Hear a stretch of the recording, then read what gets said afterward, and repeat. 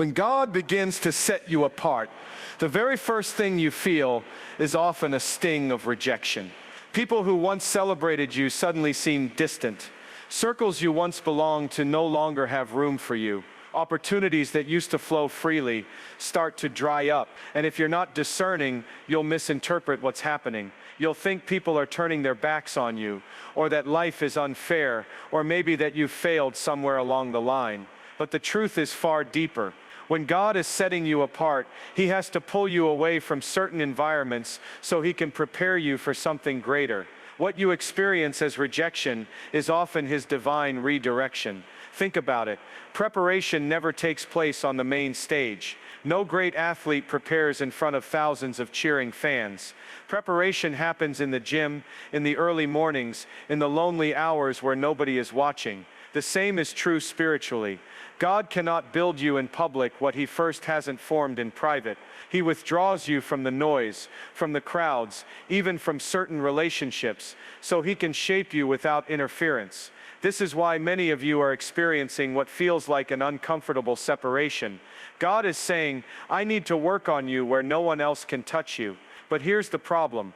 Most of us confuse separation with abandonment. We think if people leave, God has left too. But Scripture repeatedly reminds us that God is closest when we feel most alone. Think of Joseph. His brothers betrayed him. He was sold into slavery, thrown into prison, forgotten by men. On the surface, it looked like rejection at every level. But behind the scenes, God was preparing Joseph to one day sit in the palace and save nations. What looked like isolation was really preparation. God was setting him apart, not because He disliked him, but because He had chosen him. And the same is true for you. Sometimes the people you wanted to walk with can't handle where God is taking you. And rather than letting them distract you or delay you, He pulls you aside, not because they are bad, but because they are not equipped to walk in the next chapter of your life. You see, elevation demands separation. You cannot soar like an eagle if you're still trying to flock with chickens. And God knows this better than you do, so He allows certain doors to close and certain relationships to end. It hurts, but it's necessary. It feels like loss, but it's really alignment. Now let me press this a little further. Separation is not just about people. It's about habits, about mindsets, about environments that no longer fit the weight of your assignment. God cannot pour new wine into old wineskins. He cannot deposit His vision into a vessel that refuses to be reshaped. And so part of being set apart is God stripping away the things you've grown comfortable with. Sometimes He'll even allow discomfort to rise in areas you used to enjoy, just to show you that season is over. What once satisfied you now feels empty. What once energized you now feels draining. That's not because you're broken, it's because God is calling you higher. But here's what you must remember. Separation always comes before revelation. God does His clearest speaking when He has your undivided attention. Moses was called up to the mountain, away from the people, before God revealed His law. Elijah heard God's whisper only after withdrawing from the chaos. Even Jesus often withdrew to lonely places to pray. There's a pattern here. God pulls His chosen aside, not to punish them, but to prepare them. And if you fight that process, you'll miss the wisdom, the clarity, and the strength He wants to deposit into you.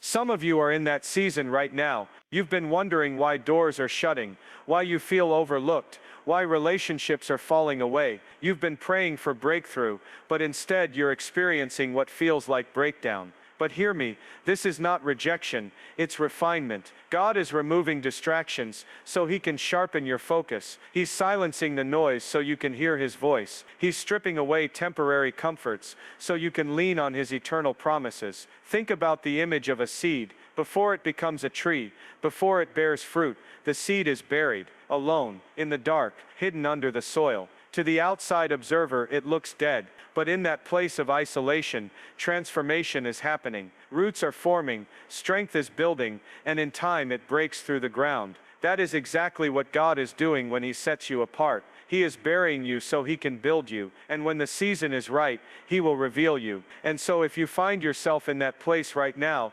don't despise it, don't fight it, lean into it, recognize it for what it is. God is not rejecting you, He is preparing you. He is removing what cannot carry the weight of your destiny, so that when the time comes, you will stand strong, unshaken and ready. It's easy to want the spotlight without the solitude, the crown without the cross, the platform without the process. But God loves you too much to let you bypass preparation. He would rather let you endure the discomfort of separation now than allow you to collapse under the weight of your assignment later. And once you understand that, you stop seeing your loneliness as punishment. You start seeing it as a divine classroom, where God Himself is your teacher. So if you're in that place, don't give up. Don't mistake silence for absence. God is closest when you feel most cut off, and the very things you think are breaking you are actually building you. Trust the process, because separation is not rejection, it's preparation. And when you come out of this season, you'll look back and realize the people who left, the doors that closed, the nights you cried.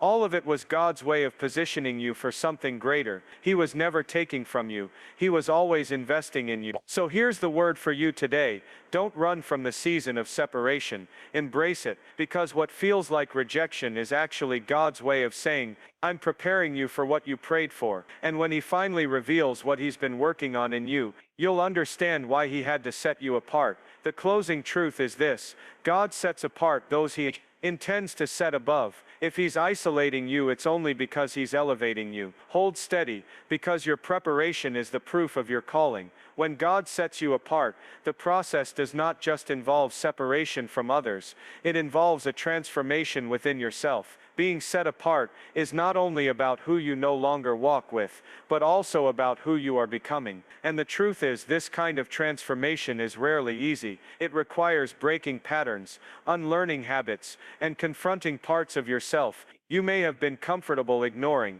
When God calls you to a higher place, He does not just change your environment, He changes you. Many people pray for God to elevate them, but very few are prepared for what elevation requires. You can't be promoted into new dimensions carrying the same old baggage. You can't walk into a new chapter with the same mindset that held you back in the last one. That's why when God begins to set you apart, He doesn't just separate you from others, He begins to refine your character.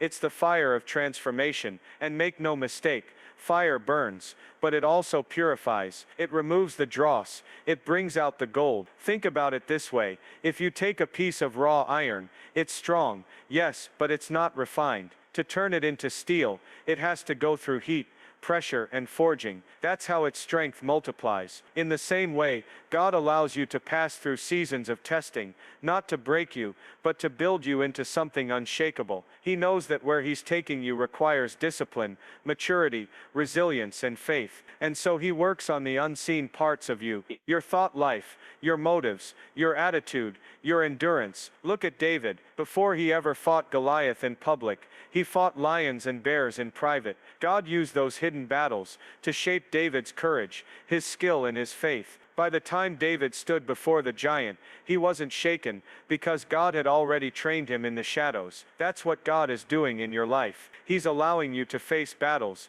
nobody else sees, challenges nobody else knows about, because those private victories are preparing you for public assignments. But here's the tension: transformation feels like loss while you're in it. It feels like God is taking things from you. Maybe you've lost friends. Maybe your routines have been disrupted. Maybe your desires don't feel the same anymore. You wake up and realize what once fulfilled you no longer satisfies. You try to return to old habits, and they leave you empty. That's not coincidence. That's evidence of transformation. God is reshaping your appetites to match your assignment. He is stripping away what no longer belongs to the future He's preparing you for. And sometimes, this transformation requires God to expose parts of you that are uncomfortable. Pride you didn't know was there. Fear you thought you had buried. Insecurities you didn't realize were shaping your choices. Why? Because you can't defeat what you refuse to confront. God sets you apart so He can deal with what others might overlook, but what could sabotage your destiny if left unchecked. And while it may be painful, it's necessary. It's His way of making sure that when you arrive at the place He's calling you to, you won't self-destruct under the weight of it. Now let's pause here. Many of you are asking God for the promise, but you don't realize He has to prepare you for the weight of the promise. You're praying for the palace, but you haven't learned the lessons of the pit yet. You want the influence, but you haven't built the integrity to sustain it. God's process may feel slow, but it's intentional. He knows that premature promotion can be more dangerous than delay. That's why He allows the wilderness before the promised land. That's why Jesus endured 40 days of testing before stepping into public ministry, because the test proves the readiness of the vessel. So when God sets you apart, don't just ask, "Why am I alone?" Ask, "What is He developing in me?" Don't just mourn what you've lost. Look for what's being formed. That's the shift in perspective. You begin to see your struggles,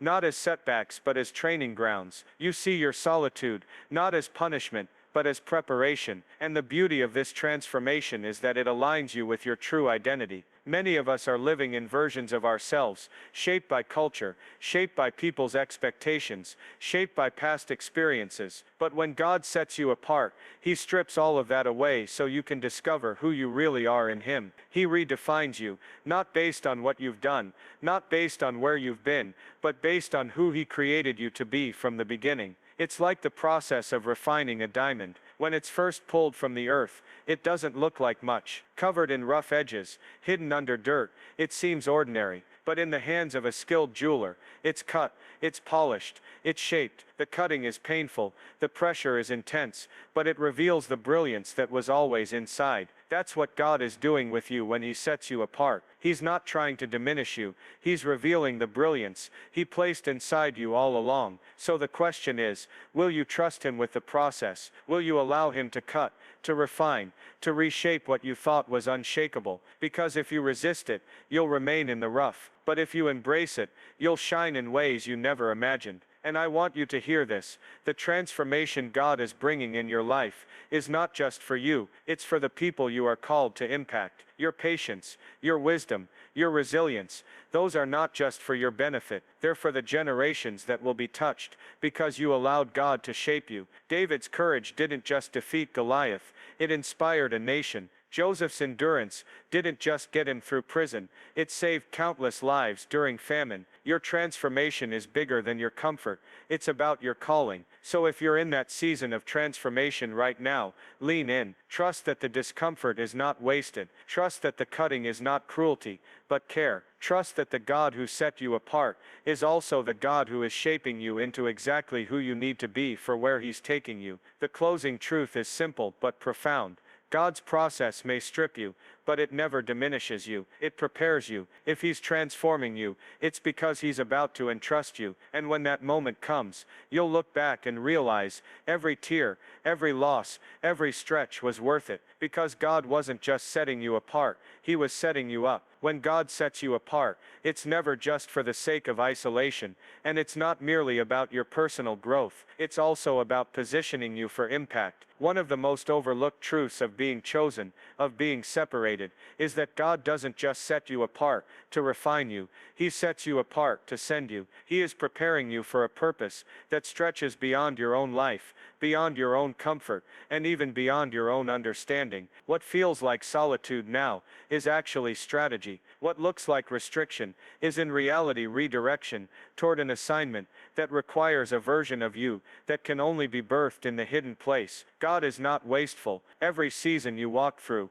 every silence you endure, every shift you don't quite understand, it is all pointing toward a greater plan. But here's the challenge. When you are in the middle of the process, it often doesn't look like purpose. It looks like delay. It looks like unanswered prayers. It looks like loneliness. And in those moments, you may be tempted to think, maybe I've been forgotten. Maybe I'm not favored. Maybe I'm just stuck. But the truth is, you are not forgotten. You are being forged. You are not stuck. You are being set. God is aligning you for something that will not just bless you, but will ripple into the lives of others. Consider Joseph, sold by his brothers, thrown into a pit, imprisoned for crimes he did not commit. On the surface, it looked like misfortune stacked upon misfortune, yet behind the scenes, God was orchestrating a plan that would position Joseph to save nations. If Joseph had not been set apart, removed from his family, stripped of his status, and even betrayed by those he trusted, he never would have been in Egypt at the right time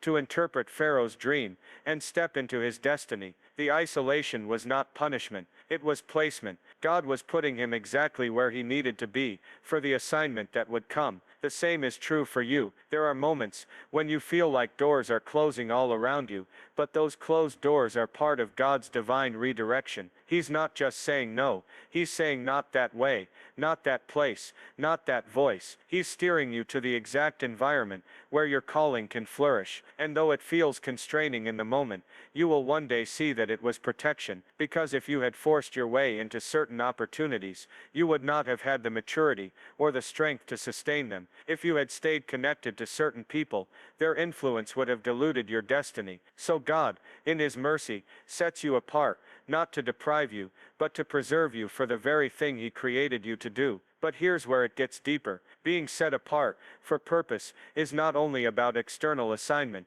it's about internal alignment. God knows that your influence cannot outpace your integrity. He knows that your platform cannot be bigger than your character, because if it is, you will collapse under the weight of what He gives you. So before He puts you on the stage, He deals with you in the secret place. Before He trusts you with impact, He tests you with obedience. This is why some of you feel like your calling is delayed.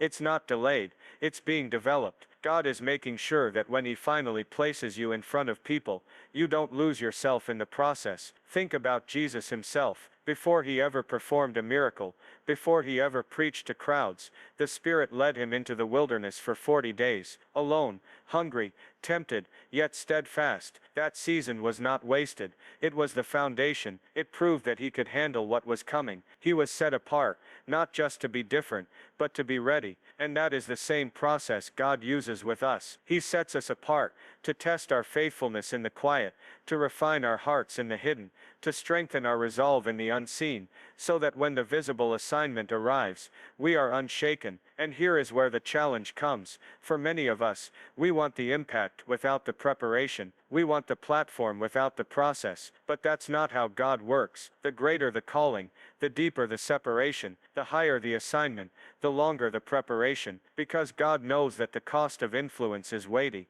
and He refuses to put you in a place that would destroy you. So if you feel overlooked right now, don't despise it. If you feel hidden, don't resent it. Hiddenness is not neglect, it is incubation. God is growing you in the dark, so you can shine in the light. And understand this, when God finally releases you, when He finally unveils what He's been shaping in you, it will be bigger than you imagined. Joseph went from prisoner to prime minister in a single day. David went from shepherd to king in a single anointing. Esther went from orphan to queen in a single season. The shift comes suddenly, but the preparation is long. That's why you must value the season of being set apart, because it is in that season that God is ensuring you will not just reach the assignment, but you will remain in it. So the question becomes, how do you carry yourself in the meantime? The answer is simple, but not easy. You stay faithful. You keep showing up, even when no one notices. You keep honoring God, even when the reward is not immediate.